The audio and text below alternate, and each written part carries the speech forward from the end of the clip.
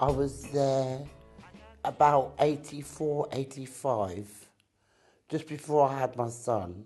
Well, I was on the ward, um, and I was referred to go to the Cottage Day Hospital.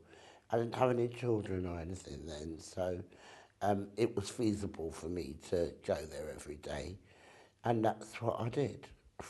I was still on the ward when I first went there, and then a little after they discharged me, but I still had to go to the Cottage Day Hospital.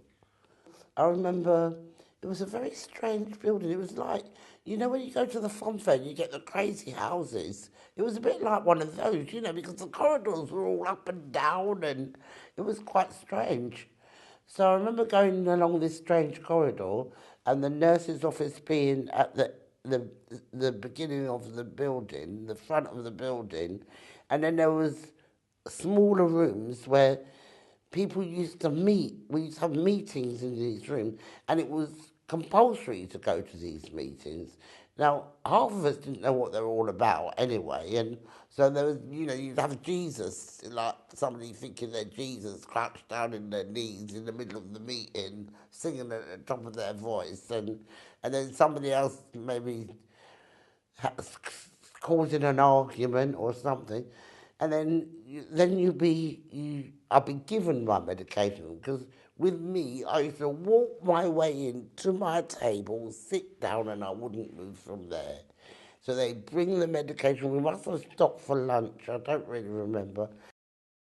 It's like as if I was totally detached because I was so ill. I just remember like people sitting around in groups and got to get into a group discussion. I mean, I wasn't discussing anything, you know, but I don't really remember. I remember just people sitting around in circles certain time or making things. It wasn't like a care plan. That wasn't.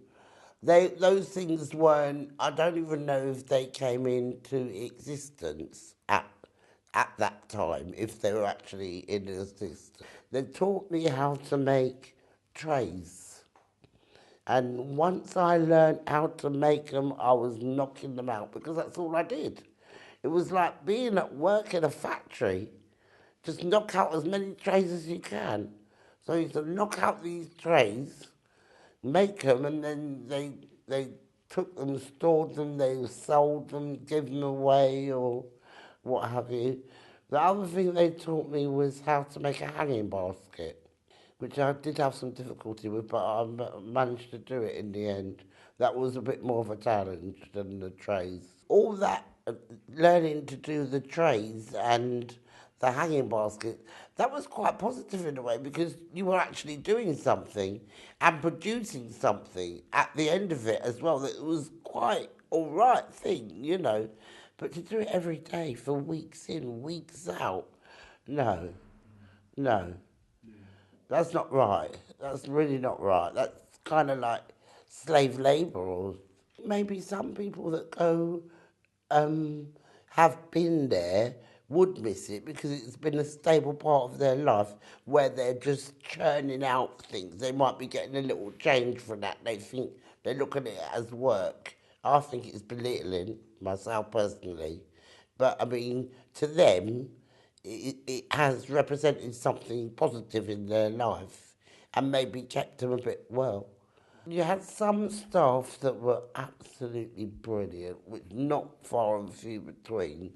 A few staff that were, and the majority of them were really awful. It's kind of like expectations, not expecting you to be able to do anything because you've got a mental illness, you know what I mean? Sort of like you're beneath under everybody else. That sort of, you know, we're here to get you better. We're going to get you better because you're sick, you're ill, you know. Um, Not necessarily the encouragement or the behaviour you need from a professional. You can tell when someone's laughing at you, and that can quite easily be two members of staff, and that's going to make you feel negative, even if you're on a good day. Even if you've never been ill, that could make you feel negative. So if you have been ill, that is going to make you feel negative because you know it's not paranoia. Sometimes it is, but you know when it's not. You know.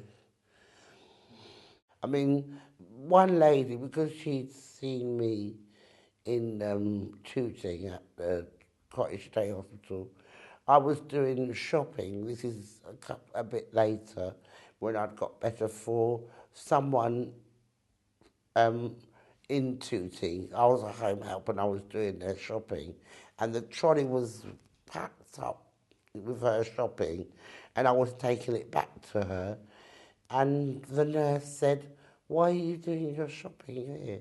Because she knew I lived in Wandsworth, and I thought to myself, "Are you really that stupid that you think I would come from Wandsworth, pack up a trolley, and then take it back to Wandsworth? You must be stupid." I didn't say that, obviously. I should have done. If I had it in my right mind, I would have said that to her. But I just, nothing, and walked on. Other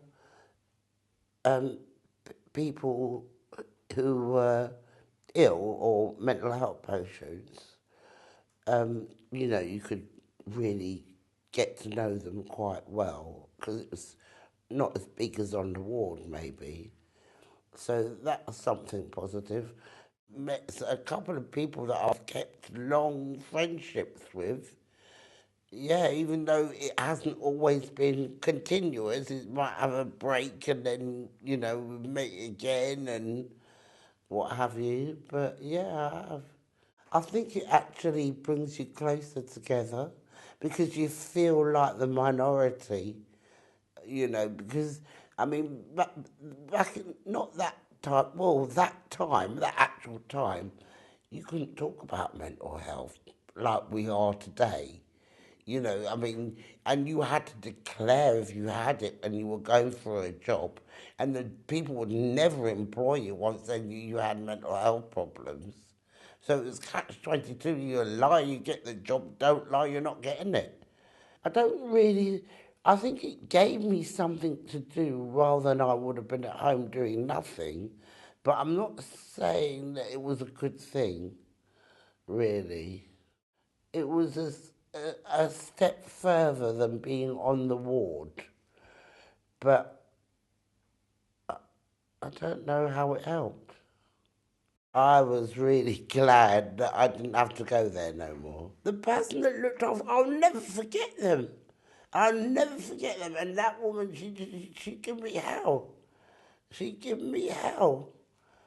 They're a thing of their time, but then a lot of services are going the same way, and they're leaving people with mental health problems no services. That can't be right on the other hand either.